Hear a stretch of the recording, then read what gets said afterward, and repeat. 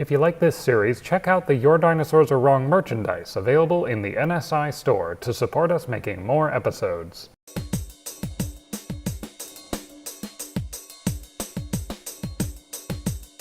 We're at FMNH, the Field Museum in Chicago. We're going to talk about dinosaurs.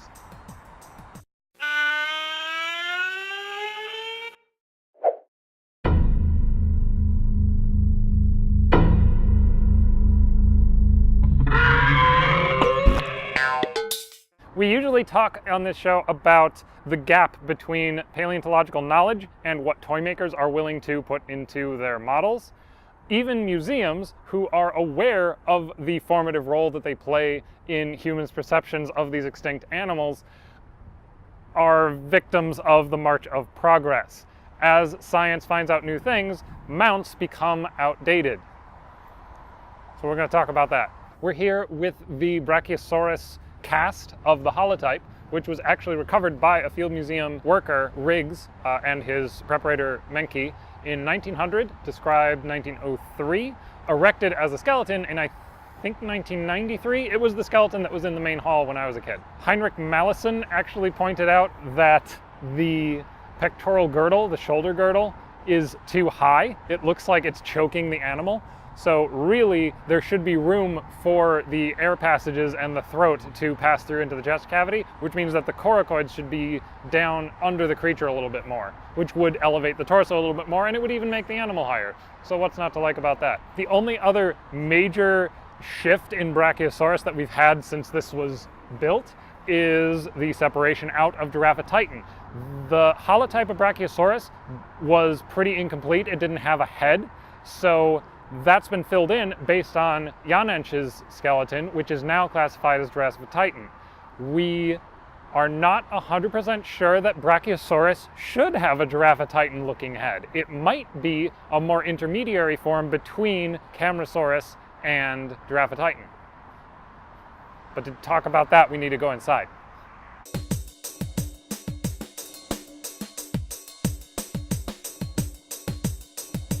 So in the case behind me are 3 skulls, all of which are relevant to Brachiosaurus and to Apatosaurus actually, because in the 1880s, before we even knew what a Brachiosaurus was, somebody sent what we now think was a Brachiosaurus skull to Marsh, who then thought, okay, put this on Brontosaurus. And he and Osborne, even though another researcher named Malon in 1915 thought, no, Apatosaurus should have a diplodocid-looking skull, sort of bullied him into not restoring it that way. And it wasn't until the 70s that we really had the idea of, oh, diplodocids had diplodocid skulls, macronarians had macronarian skulls. The case behind me has both a diplodocid skull, it has a Camarasaurus, and it has a Brachiosaurus altithorax. Now, the skull in question, the Felch Quarry skull, is unique because it's sort of intermediary between the Camarasaurus condition and the Giraffatitan more dramatic, scooped look that we all think of when we think of Brachiosaurus. So it's possible that in the future we might see Brachiosaurus restored with that skull instead. Not that that particularly matters for the replica outside, because, I mean, it's way up there. Nobody's going to notice a different nose on it. This is an Apatosaurus, which famously in 2015, Schopp et al. Separated into Apatosaurus and Brontosaurus.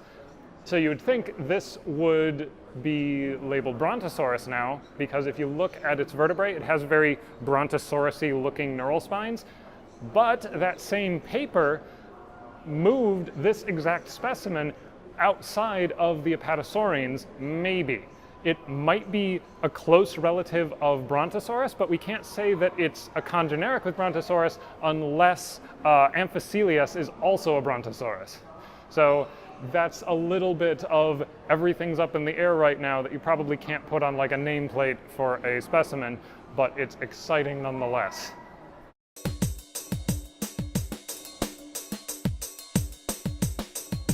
And we have our main event, which is Maximo, the Patagatitan from Argentina. This was just described last year by Carballido and 8 co-authors, so it's essentially cutting edge as far as dinosaur skeleton mounts go, but there are a lot of things that a mounted skeleton will communicate way more effectively than diagrams in a paper, which you can read, by the way. So I'm just going to run through some of those. This is obviously a cast because you can walk under it and touch it and things, which just by itself, being able to physically touch a mount it's something you don't get from a book, obviously. It's a different way of experiencing an animal. It's funny that it replaced the Brachiosaurus because Titanosaurs in the mid-Cretaceous, which is when this lived, replaced Brachiosaurs and Diplodocids in their ecological niche. So it's almost ironic. You can kind of tell which bones in the replica came out of the ground because those are the ones that have like cracks and repaired points on them, whereas the ones that are sculpted are a little smoother, but it all looks really consistent. We have a lot of this animal. They found at minimum 6 individuals, and we have a lot of the animal. The only major portions we're missing are the head, the hands, and the feet. So those have been filled in from other related animals. Speaking of the hands, this is what I mean when I say that sauropod manus is sort of a fleshy semicircle or hoof-like arrangement. And it's much clearer seeing that in person compared to trying to show you, like, this is the front view and this is the down view. This is a loncosaur from South America. They are a subgroup of the titanosaurs, so named because they are long. That was a joke. Lonco is Mapuche for chief, so these are the chief lizards, which makes sense because Patagotitan, Puertosaurus, and Argentinosaurus are all almost tied for largest known land animal ever. So it's appropriate that we would call them the chief reptiles. You can tell it's a loncosaur if you look at the neural spines on the middle of the cervicals.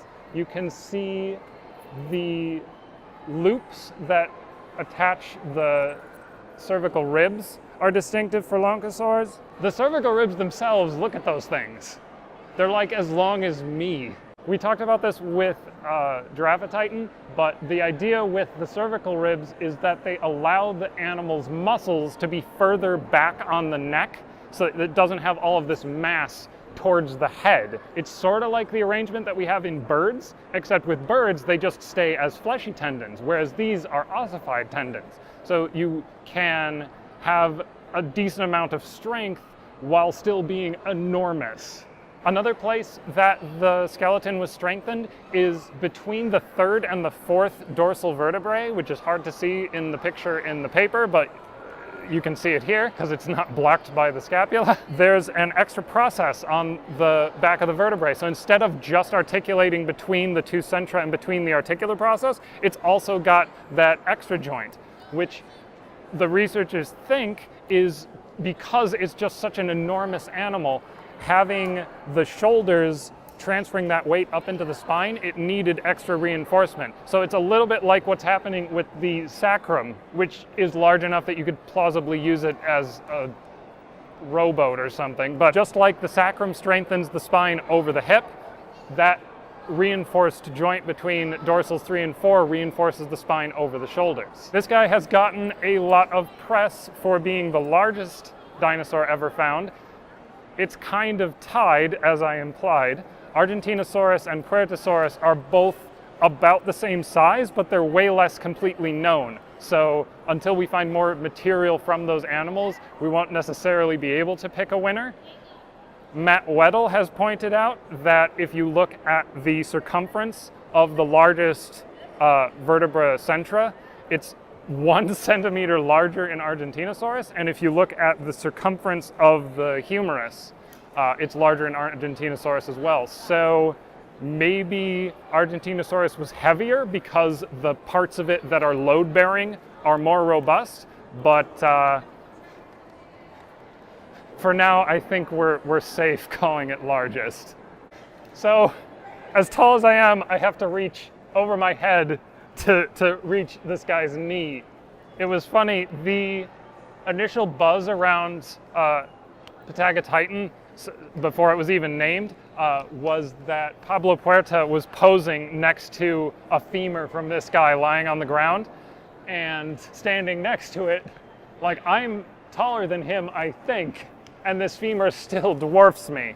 That's another interesting link with Brachiosaurus, because the Brachiosaurus that's outside and also in storage here has a photograph of Menke, the preparator that recovered it, posing, lying alongside its humerus, which is also dwarfing him.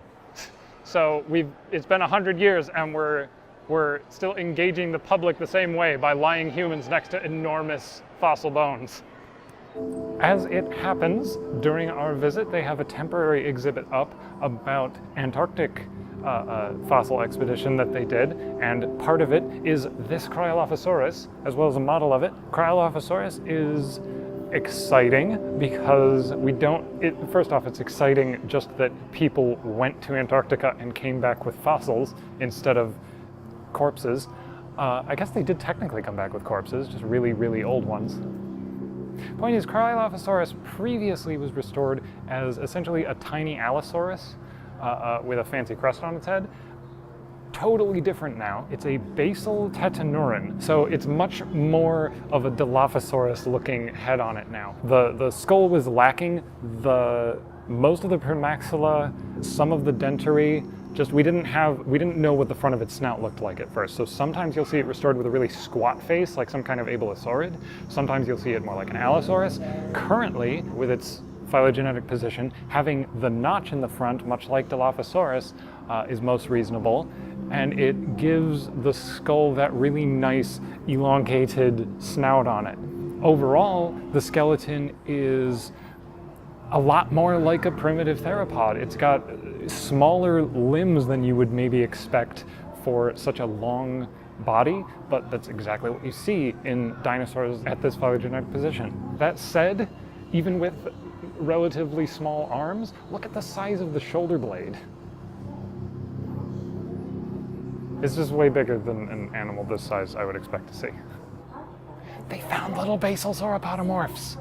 These don't even have a scientific name yet, but I think this is a juvenile. It might be grown. Basal sauropodomorphs are weird. They have a lot of variation in size, but you can see all of the sauropod characteristics just in their much more basal form.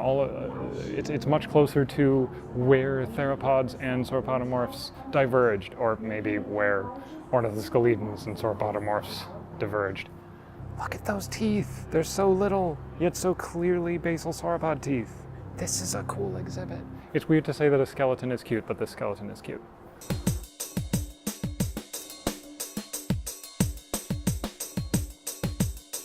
So, Sue is actually being moved at the moment to make room for Maximo, the Patagotitan, but also the museum is taking this opportunity to update their mount. When Sue was put up, they didn't exactly know how the gastralia, the belly ribs, should be incorporated into the mount, but now they're in there, and it is a way different look than originally. It's weird how deep Tyrannosaurus's chest is.